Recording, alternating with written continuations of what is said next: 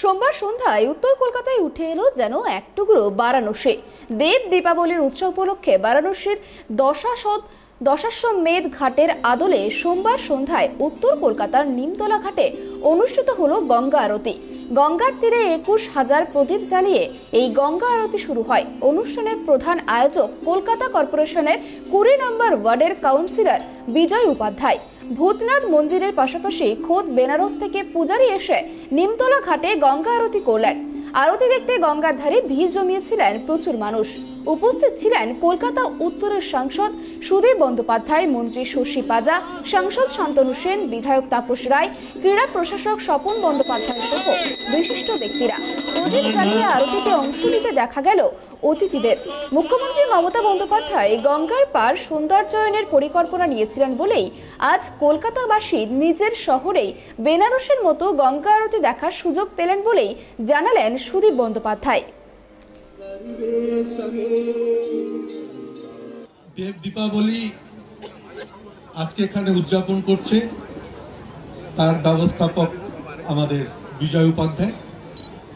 এই কর্মসূচি নিয়ে দীর্ঘদিন ও আছে, আমি এবং ডক্টর শশী পাজা, তার সঙ্গে আমাদের অনেক সাথীরা প্রতি বছর এখানে বিভিন্নভাবে আসি। আজকে দেবতারা দীপাবলিতে উৎসবে মেতে থাকেন, তারই একটা প্রতিফলন আমরাও এখানে করাই এবং সারা দেশে এই দেব দীপাবলি এই অর্থে পালিত হয়।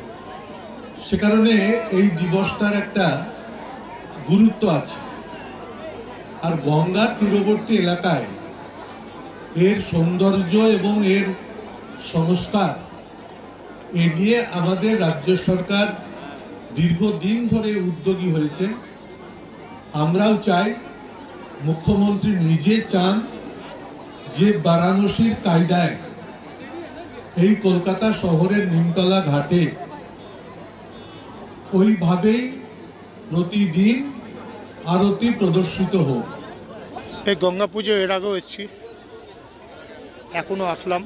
বিজয় উপাধ্যায় যে জিনিসটা বাংলার বুকে করে দিল, সেটা অনেকে ভাববে যে এইভাবে যদি বাংলার বুকে এরকম সুন্দর কাজ করতে পারে, তাহলে আমাদের মুখ্যমন্ত্রী যে জিনিস ভাবছে বাংলাকে নিয়ে, সেটা একটা ভারতবর্ষ সেটা নিয়ে ভাববে।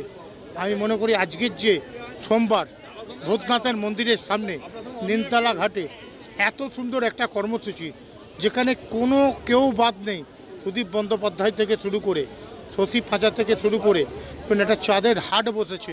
ইভেন এলাকার প্রতিটি পল্লীবাসী যারা এই পুজোটাকে প্রদীপ জ্বালানোর জন্য গঙ্গা পুজোকে উপেক্ষা করে থাকে, আজকের দিনটা সেটা পালন হলো।